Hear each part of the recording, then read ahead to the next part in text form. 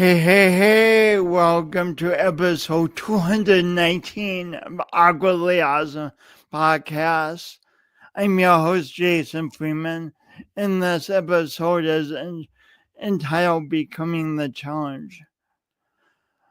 Becoming the Challenge. My guest today, like many of my guests, I meet at events, and so I was at this great event somewhere in north of LA. We were it was an outdoor event, a place like a outdoor tasting room of a vineyard, and just a phenomenal setting, and I was greatly enjoying the event. And I didn't expect my life to be transformed and expanded by someone I happened to meet. There's so much to say, but let me give you a brief sense of who she is. So after watching her TED Talk, I texted her, "Hi Tiffany, I finally watched your TED Talk. It's so powerful and sacred, contains such a sense of new direction and hope and service and kindness. I love if every person on earth would have the opportunity to see it at some point in their life. I love if every person on earth would have the opportunity to see it at some point in their life. No, I just don't say this about everyone's TEDx talk. I said it because, just wait. This Tiffany's message is totally amazing, and I can't wait to tell you more. But first, this.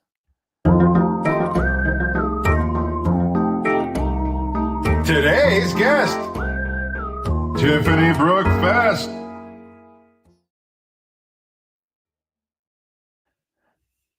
Well, welcome back. Let me tell you a little bit about Tiffani Brooke Fest. She grew up in a home where abuse and financial hardship were often present. Looking for an escape, she began performing in community theater at the age of 8, where she fell in love with acting. By high school, Tiffany truly understood that the stage was a safe place to alchemize her suffering, anger, and heartache into storytelling. Then at age 17, she arrived in New York with $500 to her name, a scholarship to attend Fordham University, a Lincoln Center for Acting, and a vision of the life she wished to lead. Her story just keeps expanding and expanding. Check out this next part. As an actor and musician, Tiffany has had quite an amazing journey so far, amassing 40 film credits, fronting 2 rock bands, and singing backup vocals on 2 Grammy Award-winning albums. Her breakout role in acting came in 2014 Circus of the Dead, which went on to be a 5-time horror film festival winner. Finding her niche, 16 more horror films followed. And this is enough for an amazing career, but Tiffany hasn't stopped there. Tiffany is also a passionate activist. Of this passion, she says, I began my activism journey by volunteering for a nonprofit in India called New Light, which works to prevent second generation prostitution in the red light districts. I eventually became the U.S. ambassador. Prepare for many more surprises. Prepare to have a lot to think about. Prepare to shed some tears. Prepare to laugh some. Please welcome to the Awkwardly Awesome podcast, Tiffani Brooke Fest. Hey, Tiffany, welcome. Hi, Jason. That was such a beautiful introduction of me. Thank you so much. First of all, what is it like hearing the whole panorama of your story? I think that all of us as human beings tend to cower from our own accomplishments or greatness in any way. And that, in fact, we all have greatness in us. And so it's so beautiful when someone honors that in you, because it's so hard for us to see in ourselves. And so that's what I was feeling, was just honored to be seen by someone in a way that you often have to remind yourself that you are worthy, that you have accomplished, that you've done great things with your life. So I just felt really honored and really happy to hear it. Well, I'm already getting goosebumps with your first answer. Oh. Isn't there? I think there's a phrase, I'm going to butcher it, but right, it's that we don't fear our own weakness, we fear our own greatness the most. Something like that. And I think that's true. It is. I think that might be part of a Marianne Williamson quote. Yeah. I was like, who said that? Yeah. Which I just love that quote so much.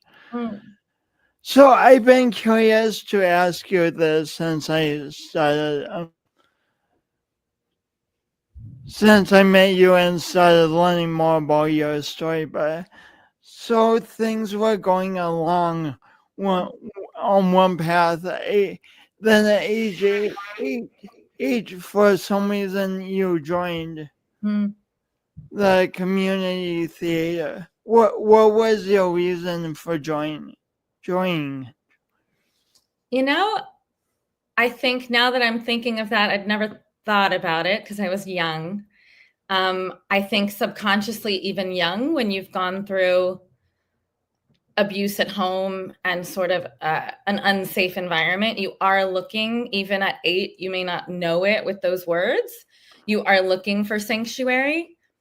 And another thing that had happened is I was not great at sports. You know, as a lot of us as artists can relate to, right? It's like, all the kids were playing basketball or baseball or whatever. And you were like, my mom actually would say you would be in left field in softball singing to the dandelions with zero interest in what was going on in the game. Singing to the dandelions. Yes, I would be picking dandelions and singing. She said, you were always just, you know, not in. And so finding, I guess, to say theater was just a way to see, well, maybe this is where I'm going to have this home or sanctuary. And it was just immediately profound and true in ways that became more evident as I got older. But even then, I think at 8, there was something to this storytelling that allowed me to, yes, in some ways forget my troubles at home, but I think in a deeper way to, again, go into what we're going to talk about later, to use them. I could cry. I could be these crazy characters who could yell and say the things I wasn't able to say at home. I was so in touch with my emotions because they were so resonant and right there because of things that had happened to me, that I immediately knew this alchemy, this magic of like, I have tools here I can use that other kids who don't have this trauma or experience at home don't also then get to reap the benefits of this art being so resonant in me, like already a piece of me, because in a way that trauma was giving me the fuel to do the art and tell the stories and have compassion for other human beings and play those characters. So acting immediately interests you in a way that sports just did not. Yeah, 100%. Can you say any more about why you think acting interests you? Not to jump ahead, but I think, because my story, I think it's more as I got older too. Like I knew I loved theater and that was happening inside me. But by the time I got to high school, it was that real realization that I was transforming my pain into storytelling, and that I was good at it because of my pain. And so that little inkling of like your suffering becoming a source of purpose was already kind of resonant. And yeah, it felt sacred. It's mystic to me when you can alchemize something that was so hard in your own life, but through art, it feels triumphant, right? That I get to play these characters. And now this thing that I thought was so dark and hard and awful, I'm winning.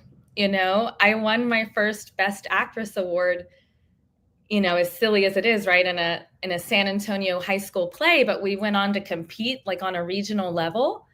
And I'll never forget winning Best Actress for playing an 80-year-old senile old woman in the play. And I connected to her so deeply at 16 years old. And I think my history and my, in a way, suffering allowed me to do that. And so I'm like thankful for it in this bizarre way. And that takes time to realize, right? I was not at all trying to say that I'm grateful for these awful things that happened at home. But eventually through my life, I see the benefits of it and how it has made me a better artist and a better human being. Like I connect to other people and their suffering because I've had my own. Yeah. So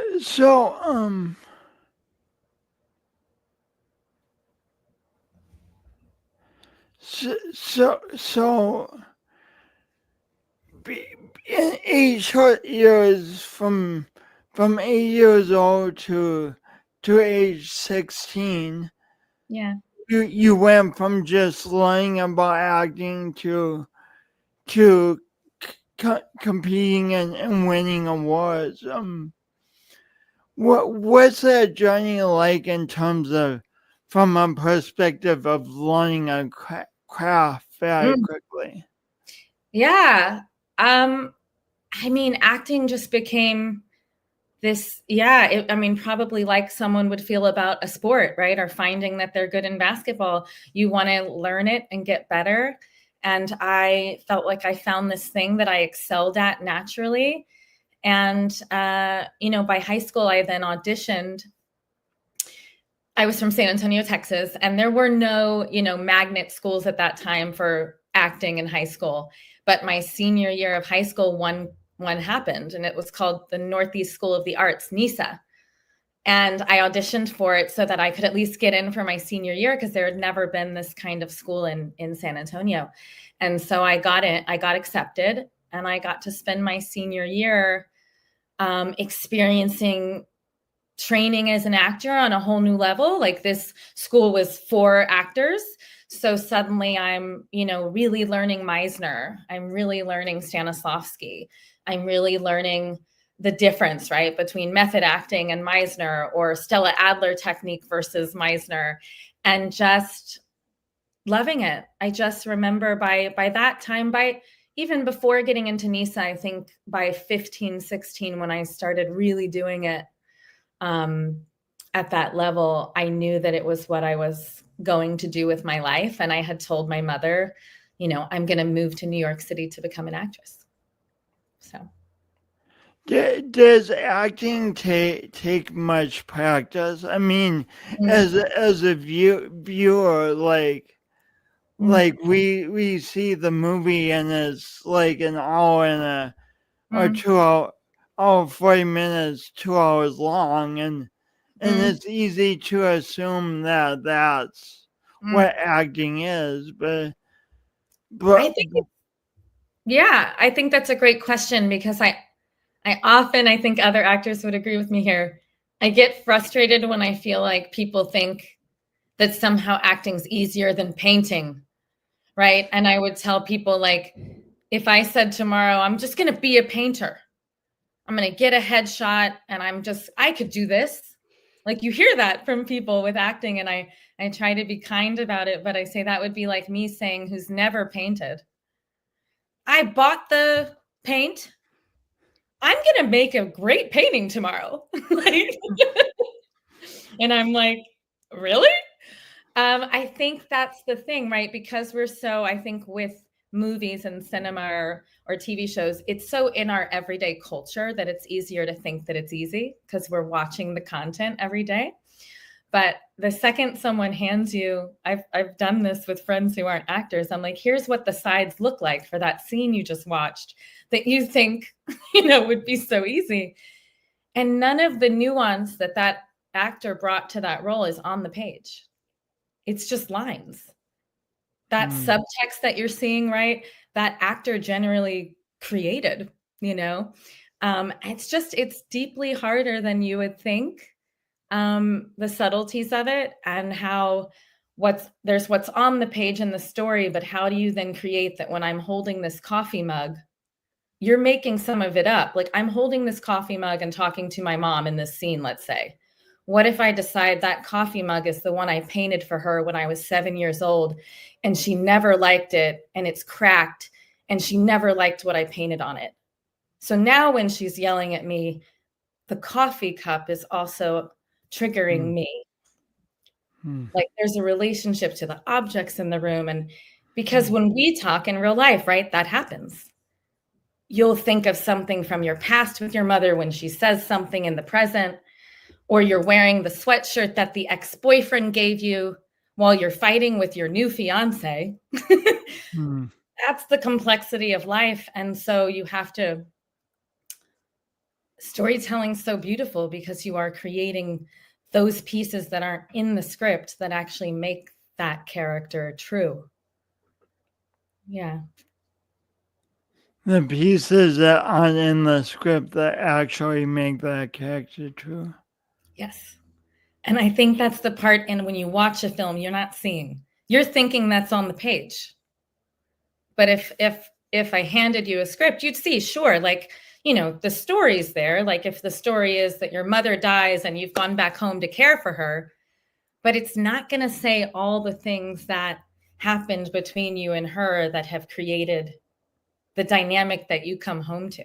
So you have to fill in the lines, paint in between the lines, those things. And that's why the other thing I love is every actor would play that differently. Even though the story's the same, a different actor would bring a totally different subtext and backstory, and therefore way of being with that mother in the scene than anybody else.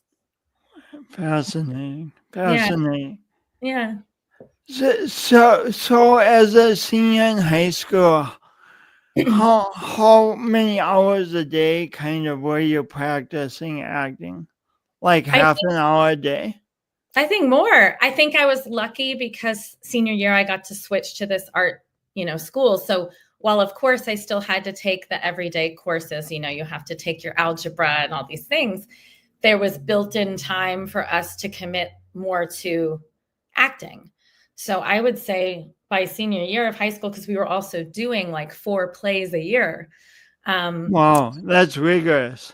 It was rigorous. And I wanted to figure out, what kind of plays were speaking to me and what I wanted to do. So, you could also do black box plays, which were in the smaller theater where, it's more intimate. You're usually going to do you have to do in a black box a script that's got less characters and maybe just has one living room, right? Where it all kind of takes place in one setting, and sort of discovered that was my favorite thing. And I think because that intimacy, right, of the story being small and then the audience being so close. So it really felt like you're creating that dynamic relationship with yourself and the people watching the story in the black box. But so I was probably doing, with school, probably at least 3 hours a day. And then you're going to come home and memorize your lines. And then you're going to have your rehearsals after school. So, and I loved it. So you'd be rehearsing, nights as well from, let's say 6 p.m. till 10 p.m. And it was just wonderful. So I would say I was highly immersed in it at that time. Like you would if you were prepping for, the basketball championships, So maybe 8 or 9 hours a day, you were doing something involving acting. If we were doing a play, yep, for sure. I wanted to emphasize that because to me that's important to realize how much time happens behind the scenes to become excellent. I think so. Yeah. Right? I said, I think so. I think you're right. I think you're absolutely right. It takes time and effort, just like anything else that you love and want to be good at. Yeah. And then you weren't just acting in high school. You got these amazing, great grades and got a scholarship to an amazing school. Will you talk just a little bit about sure. that? Yeah, I think, because I came from a bit of a broken home, I haven't said it yet on this podcast, but it's in my talk. So I'll just say now, I was sexually abused by my grandfather for years of my childhood. And then there was just abuse at home that was physical, as well as a lot of just emotional. There was a lot of yelling in my home. There was physical violence in my home. So I knew as well, because there was also fluctuating amounts of money, and my parents got a divorce when I was 12. And then my mom was a single mother. And I knew if I wanted to get to university and get to New York, which was the dream, that would have to come from me. That wasn't going to be money from home. And so I knew I'm going to have to get a scholarship to get there. And I graduated high school third in my class. I wanted to be valedictorian. So I remember being mad that I was third and not first. But either way, I got to stand up on the stage as the top 3 students. And that was enough to get me, when I started applying to universities in New York, I knew I couldn't just get into one that accepted me as an actor. I also needed the funds. And so I will be forever grateful that Fordham University at Lincoln Center, which ended up the perfect home for me, not only accepted me, but I remember getting on the call with them and having to say, I'm not going to have money to go here. And they said, no, you're getting a financial scholarship. You have amazing grades, of course. It was the most beautiful, because I was speaking to the woman who was, top in the theater division, and she was telling me I was accepted, but my brain was like, well, I won't be able to go. And she said, oh no, your grades were amazing. And I remember just being so happy, thinking, oh, I can actually go. And that year at Fordham, it's since become a bigger program. I've stayed really good friends with one of my favorite acting professors, from there, Matthew McGuire. I'll send him this podcast so he can hear me give him praise, because to be friends with him, you know, what is it, 24 years later, is such a gift. It just was a magical home for me, and I'm so grateful that they thought I was worthy of going. But that year, because the program was much smaller then, they only accepted 7 actors. So I was very, very lucky. So they accepted 7 actors. Yeah. Wow. Yeah, and I remember just thinking, whoa, you know, I get to go to New York. It's being funded, it's being paid for, and I am one of 7, you know, and it was where Denzel Washington went. And I remember being so excited, like I was going to go where Denzel went. And he came and spoke, you know, at my first year there, and I was just like, so excited. So talk about jumping a huge hurdle from age to winning, and from age starting acting, winning the award at 16, to getting into Fordham, and these are all huge hurdles, but then you encounter another hurdle after school. Like, it's one thing to go to school for acting, but then another thing to get selected for roles. What was that like? Yeah, that to this day is hard. You know, if we're being honest about that part of being an actor, is the hardest part. It's that there's no guarantee you're going to work. It's very difficult. I remember my first close call, as I like to call it, out of college, right? It's because then you're equipped with the tools. You've gone through 4 years at this incredible university. You've become a better actor, but now you're auditioning out in the world. And my first close call was like right out of university. I had a manager, and I got an audition for Spike Lee's new movie at the time. Oh, wow. Yeah, which was called She Hate Me. It's actually not one of his most successful movies, but didn't matter. I would have loved to be in a Spike Lee film. And I was so nervous, but like excited. And he still works with the same casting director today as he did then, Kim Coleman, who I'll never forget, because I still am trying. I want to audition for her again. I still haven't. I did one audition for her a couple years ago, but it was a self-tape.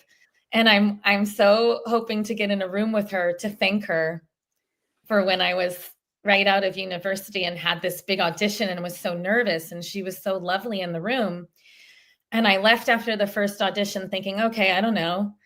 And then you get so what about how she acted made her so lovely in the room? Well, because that would be a whole convo too, is that casting rooms are not always nice. Like, they can feel like they literally, sometimes, it's not an exaggeration, you're in a room with, 25, 30 other women who kind of look like you, if that's the deal, right, of what they're casting. So you're like, oh God, you're trying not to look at everyone or compare yourself, and you're holding your sides, which just means like the 2 or 3 pages that they've given you to prepare. And your like hands are shaking, and you're looking at the other girls like, are they better than me? And then often literally a casting director opens the door and says, next. Like, it's not a loving environment to come in. And so often they just say next, and then they say, come stand on this line, which is where your marker is to stand, so they can tape your audition. And it can feel really inhospitable, And then you have all this anticipation and all these nerves. Yes. And so I think what made Kim special, and not to dog on casting directors, because there are some really lovely people in the room too, but often it's not. It feels kind of like a next, we don't really care. And Kim was just, hi, Tiffany, I'm Kim. Stand here. We're going to take our time. I got to do it several times, which is a big deal. Like, sometimes your first read when you're especially younger and whatever is like you're nervous, so it's not your best. And a good casting director will make you feel comfortable and say, hey, let's try that again. Or even say, hey, let's try that again. And how about you try this, right? And they'll give you like little notes so that you have something to show them, right? How about we do it this way where you're really angry at so-and-so. And she just had that kind of nurturing energy in the room. So I walked out feeling, pretty good, but you're kind of like, who knows? There were all these other girls there. And then you get a callback. And a callback is when, okay, they've narrowed it down from those 25, 30 girls in the room. Usually, let's say they've narrowed it down to maybe 10. And so I get a callback and I'm like, okay. So I get for a Spike Lee movie, you get a callback. I was like really excited. And then I go in for the callback. Again, it went well. It's Kim there. I leave. And then the crazy part is sometimes then there's a third callback. Sometimes that's called a chemistry read if they're going to pair you with someone else. Sometimes it's just a third round, right? Because they've narrowed it again.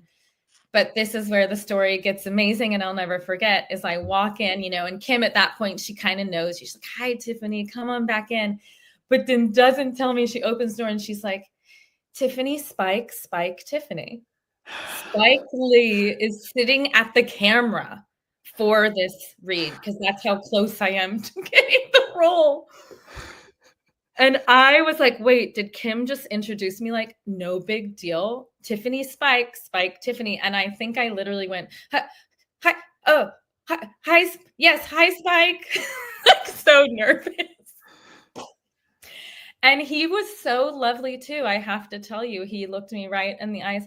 Hi, Tiffany. It's really wonderful to have you here. Let's go. He was just like, let's go. We're ready. And we do the scene. He reads it with me, which is also crazy. I got to do the scene with Spike so he could like watch and, he's doing this and he's at the camera. And I'm like, as far as I'm concerned at that point, I've already won. I've been directed by Spike Lee. I'm being directed by Spike Lee at his camera. Okay. And so here's the hard part of acting though, right? I leave. I'm so excited that I met Spike Lee and I don't get it. And that's acting in a nutshell, right? More times than not, you are not going to get it.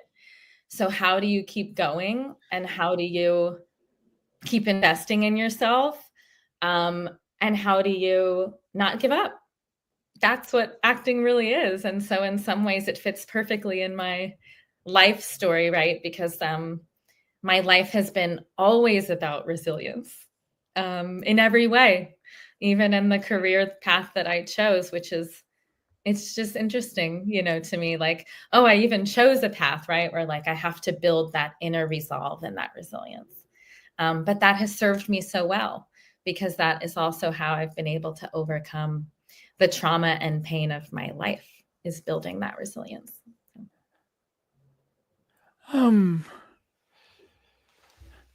We could just talk for a few hours about all the movies you've been in and about your musical career, which you didn't even mention when we met, and about all that, and there's also this other part of you, just, I mean, it all ties to get together, but there's your life led you to a place of saying I don't believe in overcoming our greatest challenges. I believe in becoming one with them. I don't believe in overcoming our greatest challenges. I believe in becoming one with them. So which is profound. to get to the point where I had success-wise, Right. you had to jump through many hurdles, and a lot of people who aspire to acting aspire to go to a great college. They don't get there. And so that's one level, and a level worthy of great celebration. And but then could you begin talking about this whole other level of your life? Maybe a good segue to that is how did Buddhism come into your life? Yeah, I think there's a way I'll try to say both that ties it into the acting. Because sort of, if we had kept going about acting, which as you said, would be a whole other podcast. There's so many tangents we could go on, but let's just jump to, I essentially started booking horror films. That became sort of where I got a little, what I call mild success. I'm still grateful, right? But, these are smaller budget films, but I was so happy to be working. And when I booked my breakout role, as you mentioned in my intro, in 2014, I booked a pretty small role in a horror film called Circus of the Dead. I didn't think anything of it. I just thought, yay, I get to go work and be on set, which was wonderful. But when it premiered at this big horror festival, the biggest one in the US, I woke up the next day to 5,000 fans on my Facebook page sending me messages. And I was like, oh, wow. And so from that, just to kind of bring us to your question, that catapulted me to more horror films. What's beautiful about that community is people who love horror films make horror films. So it's a bunch of movie nerds making movies they love. And once they see you in one, they want to work with you because they're a part of this horror scene in this community. So it was really wonderful and beautiful. And I had such an extraordinary time. It was about a decade of doing more horror films after that, and just learning and growing. Being on set makes you a better actor. It was wonderful. However, what started happening for me, a couple things simultaneously. One, as it relates to acting, was as happy as I was acting, there was still this piece of me from the abuse and things that had gone on in my life. Acting always allowed me to transform and transmute that. But I guess the easiest way to say it was, I was like, okay, but what else?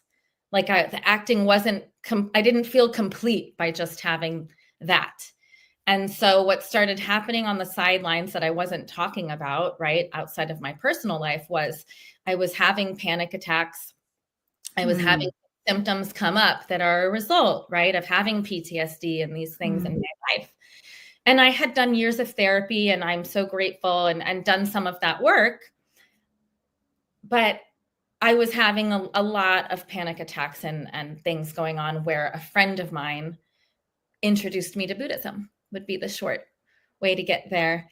And I went to a meeting, and I will say to this day, it was so mystic to me, because I was sort of not wanting to go, and so what made you say yes to going to this meeting if you didn't really want to go? No, I wish I had a great answer to that. I think a deeper knowing in myself. I kind of the same way you originally got into acting when you were 8. That's right. I think, which will relate to Buddhism as we talk about it, I think your soul knows where you're meant to be. And so that there was something deeper in my soul that said, just go. And I went, and, I now believe I was a Buddhist in other lives. Like, this is how that works. And so when I arrived and they were chanting in this room together in someone's home, they were chanting Nam Myoho Renge Kyo, which many people know from Tina Turner. She made it quite big, which is wonderful. And her film, about Tina Turner, that film, which was so good. What's Love Got to Do with It? shows that part of her life. So I sort of knew about, I say that to say it was even in kind of my acting peripheral, right? I knew that movie. I knew her story, which is not that far off from mine, right? Of suffering and then transforming and being this artist. And Buddhism changed her life and is how she left Ike Turner. So you saw this movie about Tina Turner before you got into Buddhism? Yeah, I had seen it years prior. And also, I would say this, in college and university, because Fordham University is a Jesuit university, you had to take two religion courses. And I had taken Buddhism in college and really profoundly loved it. I loved that there was no God in Buddhism. It was more of a philosophy. The God is in yourself, and that you create your life through your thoughts, words, and deeds, that your highest self is your God. I found that so beautiful. So I think all those things are why that deeper part of me said, okay, go to the meeting. And when I went, the first thing I remember is as they were chanting Nam Myoho Renge Kyo in the room, my soul told me I knew that already. Like I had said that chant before. I just felt I know this already. And then I'll never forget. So when you do start chanting, because they tell you just try it. And I was having such bad panic attacks, I'll be honest here, that I would punch my own self in the face. I would have a black eye. Yeah, it was really bad. So I think I was desperate in a way too, right? Like maybe this will help. And it took a few years, like I would say 3 years in my practice. But by the end of year 3 of chanting, I was off all medication and no longer having panic attacks. And so Buddhism wasn't an instant fix for your panic attacks. Helping, right? But it was slowly helping for sure. But yeah, it's not instant. It was just another piece I was putting into my life, right, as a practice and a tool. But and within 3 years' time, which is long when you're suffering, but relatively short. Yes. Within a life, you were noticing significant differences. Yes, and I would say too, back to sort of the mystic thing of it and feeling I was already a Buddhist before. There's another thing we chant. The Nam Myoho Renge Kyo is kind of easier to pick up. But then we chant a portion of the Lotus Sutra, which is in Sanskrit, and it's kind of long. And I picked it up so quickly because I knew it already. It was like learning a song you used to know. It was incredible to me. So I just knew that's what kept me going, though. I knew like I've already done this. So I'm supposed to be doing it.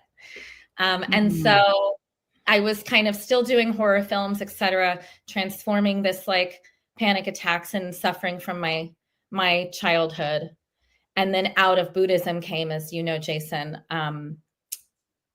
this call to what I would say is service, but also because we would say in our practice all the time that, and I found this so helpful for me because I'd never heard religion say this, which was that suffering is enlightenment.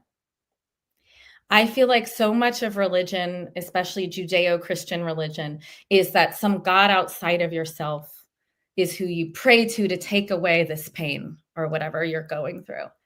And Buddhism was like, your suffering is where your enlightenment lies. Oh, and by the way, Tiffany, I would go to meetings crying and saying, this happened to me as a kid and I can't get rid of it. And it's making me sick. And I've had these panic attacks. And they would turn to me and say, congratulations. That means your mission is so big. I had just never heard anyone tell me something like this about my suffering, And at first I hated it. I would go, these people are nuts. Why are they saying that to me? But, as you know, Jason, from then my TED Talk that comes later that is what changed my life, is understanding that, in fact, the more I chanted and the more I resolved to see my suffering as my own enlightenment, to see that the greater your suffering, the greater your mission, which is a Buddhist principle, that the wound is where the light enters us, which is the way Rumi says it, is I just kept determining to transform it. I didn't know what that would look like, but what came out of it was this, oh, wow, this aha moment of my abuse and suffering as a woman and a girl, especially the sexual abuse, which was my greatest suffering of my life, allows me to more effectively help and support other women survivors around the world. It is my gift. It is my superpower.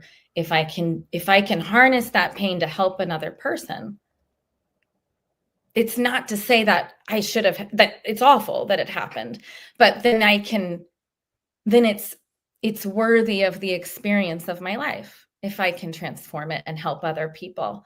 And that's the calling that started coming up for me, that then turned me towards activism, because I knew I was a storyteller. I knew I was an actress. I knew that my pain had made me a better vessel to tell human stories because I knew what suffering was. But Buddhism added this layer of, okay, but how are you going to help other people with that? And that's where happiness lied for me. Is happiness is never just your own, I was getting a little bit of success or getting the acting roles, but I do believe, and through my Buddhist practice, that happiness exists in service to others. It's when you take that thing and you support the world around you. That's when you feel the most happy. And so I became really attuned to, I want to be of service to other girls who have suffered sexual violence around the world. I didn't know how I was going to do that. I didn't have money to do that. But my practice started telling me that's what's next. Yeah, be an actress, tell stories, and how can you take that thing that hurt you the most and go help other women?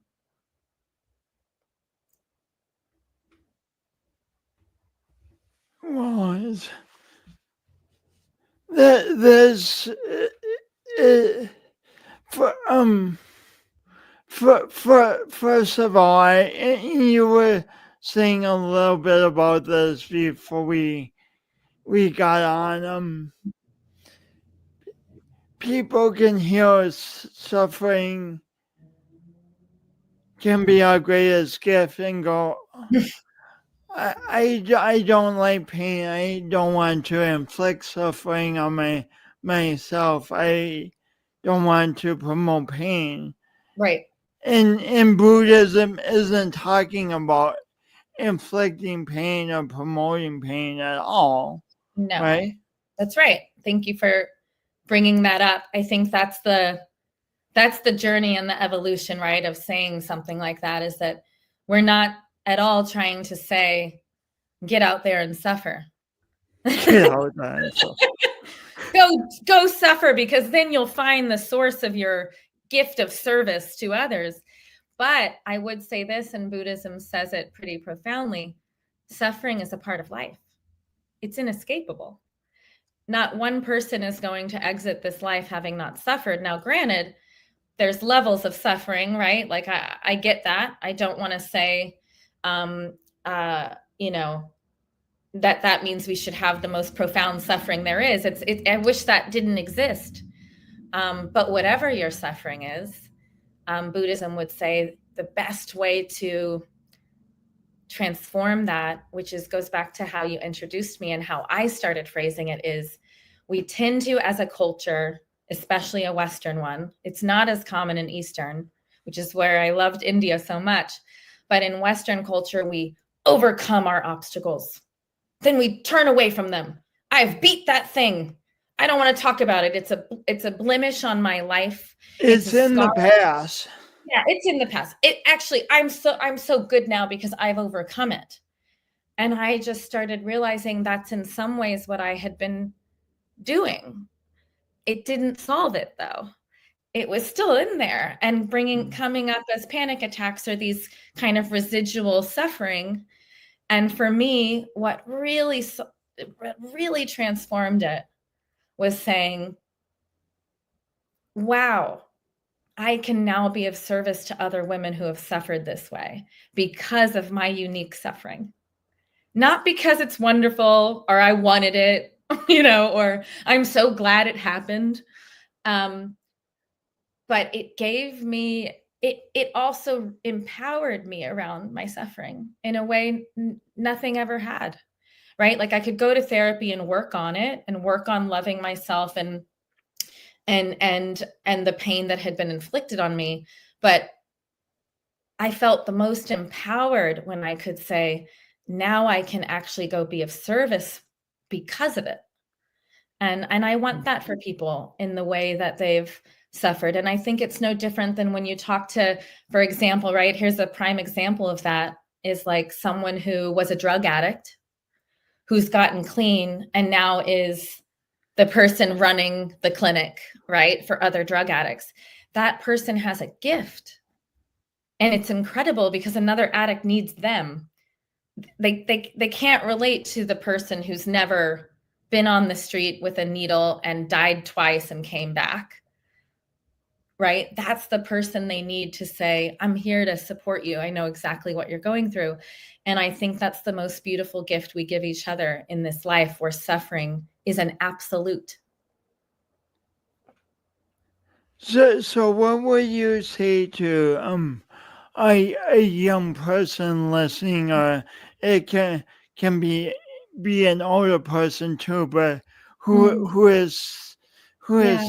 suffering abuse at the moment, emotional, physical? Yeah. And it's so hard, Jason, because I'm not, you know, I'm not better than anyone. I'm not a guru, but I do know what has worked in my life. And I think what I would say, you know, the same way I would say it to the little girl in me who from 6 to 9 years old had these experiences and then later was also sexually abused by lovers because of it, right? That you are inherently worthy regardless of that suffering, number one. You did not deserve that suffering. And that your journey to recovery, right, is going to be hard, because I'm not saying this has been easy, right? This is from the age of 6 to I'm now 45. And these lessons are an evolution. But that I would still tell them they may not see it yet, but that they have this unique ability to help someone else who's suffering the same way they are. And that's going to be a way that they will not only empower their own lives, but be able to touch other lives as well. And that's the most beautiful gift you can do with something that you didn't deserve, that hurt you. That's the most beautiful gift you can give, with something you didn't deserve that hurt you. Yeah. Yeah. And for me, that's been the gold. You know, eventually, as you said in the beginning, that was the thing. I didn't know how I was going to be in service to women, but I can tell you that with my life, the second I decided to fly to India alone as a solo woman to go visit this nonprofit with zero experience helping women and girls, zero experience with Indian culture. And I was like bucket showering in a slum and supporting and mentoring young girls coming out of second generation prostitution in the largest red light districts in Kolkata. I can tell you that the second I arrived, my soul said, "You're free." Sorry. Like, this is why you went through what you went through. You're here. And it was just the most beautiful.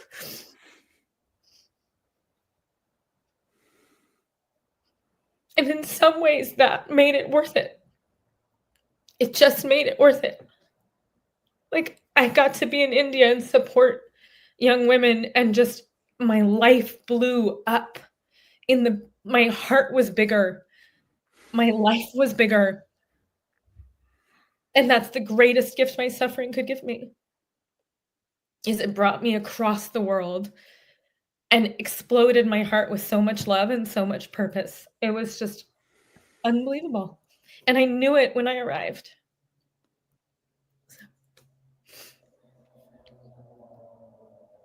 I didn't know I was going to cry. It's amazing how we don't always know where experiences are going to lead, are going to help us heal Yeah. and be of service. If I had told you at 16, hey Tiffany, you're going to Yeah. have a transformative experience, but like going alone to India, Yeah. you probably would have been like, what? Yeah. Not to mention, I've told people to this day, India wasn't even on my radar of a place I ever wanted to visit. Like, that blows my mind, because if you talk to me now, a huge part of my identity is India as my second home. I love that country so deeply. Mm. It's the most insane, transformative place I've ever been to on the planet. And I went twice a year, 3 months a year for 8 years straight. And my soul was like, you're home. And yet, like you just said, I never thought I'd even visit India. I didn't even want to go, as the list of places to go in the world. So our lives are extraordinary if we lead, I believe, from the place where the light enters us through our suffering. I think if we do that, our life becomes bigger than you imagined possible. I wish we had 10 hours because could just talk about layer upon layer. Yeah. But at the end of your TEDx talk, you towards the end you finish by talking about is it your nephew or your niece? Your nephew, right? Yeah. Nephew, yeah. Please tell us a little about Phoenix. Yeah, I know there are so many layers, and Phoenix was such a gift. Phoenix was my nephew who at the age of, so he passed away at the age of 3, but I'll start with, he got diagnosed with neuroblastoma, which is a rare childhood cancer, more fatal than leukemia. It's basically like having the combination of a brain tumor and cancer in your bones. And he was diagnosed around 1.5, and he, again, right, this is a terrible suffering, right, to have a nephew and to watch my brother and his wife suffer the inexplicable pain of watching your 3-year-old child slowly depart. And he passed away in their arms at home. And thankfully, at this point when that occurred, what I can say is I had already seen, right, the overwhelming transformation in my own life of suffering becoming service and mission. So as much as I was devastated, I loved him, I loved my family, I hated seeing the suffering. There were some beautiful, incredible revelations in his life that came out so miraculously, one of which I know that Jason, is just his name itself. It's just so incredible to me that when he was not, wasn't born yet, and they were trying to come up with names, my brother and his wife, who are incredible people, they just couldn't figure out a name. And I've never, they have another child, and I was like, wait, they haven't named him yet? And so they said, when he's born, we'll just decide. And when he was born, Phoenix, the name just sprung to mind, and they named him Phoenix.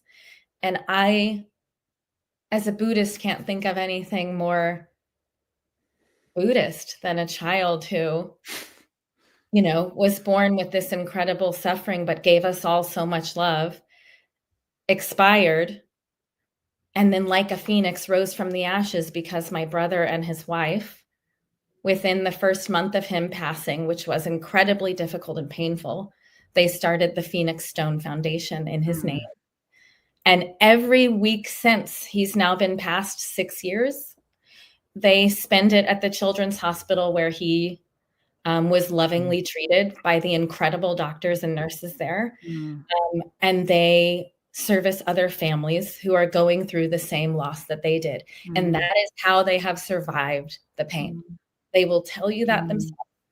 Every week when they go to that hospital to deliver care packages to other kids and parents suffering what they did, they said they have a purpose to keep going, and they feel Phoenix with them, loving that child. And when Phoenix passed in bed, I wasn't there in the room, but of course I was chanting. I was doing my Nam Myoho Renge Kyo, and my mom was there laying next to him, and I said, please chant in his ear for me. And she did, and she said he had a smile on his face when he took his last breath. And his words, which have become the slogan of the foundation that my family runs, this is the words he left us that I think, again, are so inspirational. He was such a Buddhist and such a teacher, is every time we would cry, you know, he would sense our sadness when we'd come into his room, and he's, you know, at the hospital where he primarily lived. And yet as a 2-3-year-old, if we looked sad, he would look up at us and say, just keep happy. And that's the t-shirt, and that's the slogan of the foundation in his name. And if that's not another example of turning your greatest suffering into your greatest gift of service to others, I don't know what is. And I'm so proud of my brother for that. Like, it fills me with so much pride, because they could have shattered in a million pieces. And by the way, every day they suffer. They miss him every day. But what would be better, just to sit in that suffering, or to commune with that suffering, to become one with that suffering, right? And transform it into a gift of service to others that allows them to empower themselves and that suffering and create a ripple of change in the world. Like, they raise money for a cure every year, and they keep getting bigger and giving more money. It's incredible. Yeah. Oh, thanks so much for sharing that. Of course. Phoenix's energy is very palpable. Really is. Wow. And he's, as you know, too, you know, I was doing the things I was doing in India, but when he got sick and this was happening, because I now have that tool, right? I knew the alchemy of turning that suffering into a service to others. I started volunteering at the Children's Hospital, CHLA here in LA. I did that service for 5 years. I did it through his death. And I would sit down. What I was volunteering doing was sitting down and doing bedside activities with kids hooked up to their chemotherapy every week. And that transformed my suffering and loss of him. Every time I sat at a bedside, I was with Phoenix. And he gave me that gift. Gosh. So I won a Best Service Award at CHLA, like the year after he passed. And that transformed my suffering, you know, it just does. Yeah. This has been such an extraordinary conversation. I don't like to say it, but this will be the last question. But in my work, I talk about the power of doing an imperfect best, and what it means to me as I envision the best I want for the world and myself, and go for it. But when mistakes and obstacles come up, instead of using them as reasons to stop, I try to learn from that stuff and let it propel me forward. What does doing an imperfect best mean to you, Tiffani Brooke Fest? I think that, Jason, you and I met because our philosophies are the same. We're using slightly different language, but I think our philosophies marry together. And it's why we were meant to talk. And that doing my imperfect best is transforming my suffering into my greatest gift to serve others. That is imperfect, right? Because I don't deserve that suffering. No one deserves that suffering. But I can imperfectly give back to the world in my own unique way by using that as a tool to help other people who've suffered the same way I have. And I think that is my imperfect gift to the world. And it makes me feel sacred in my own imperfectness.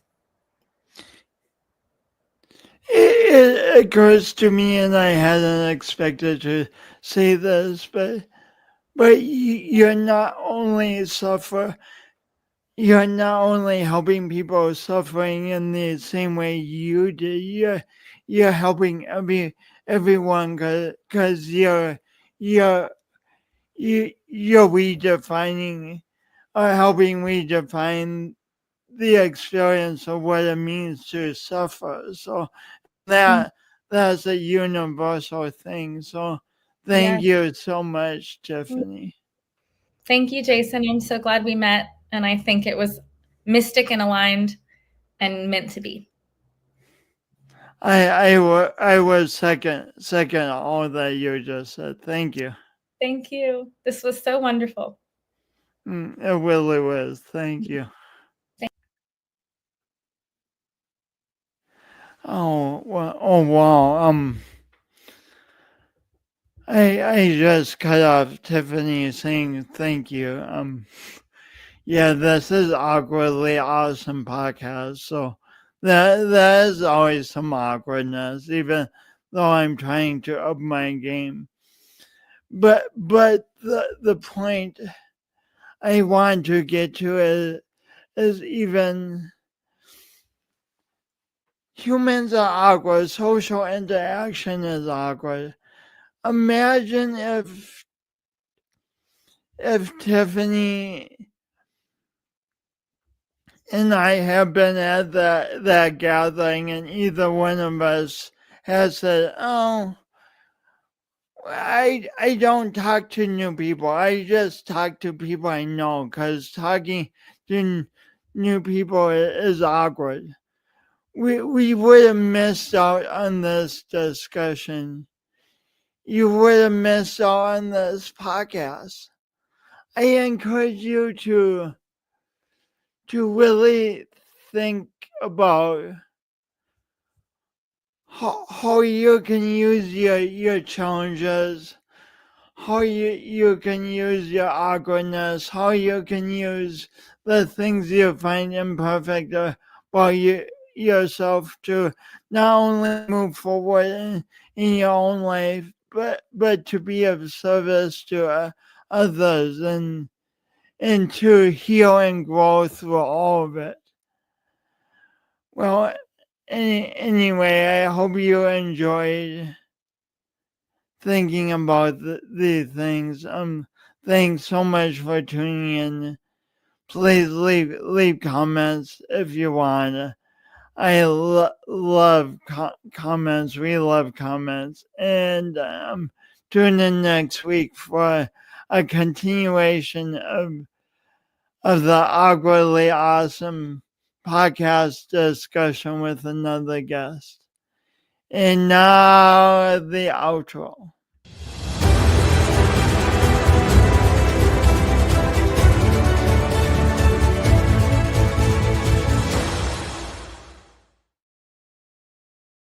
And smile.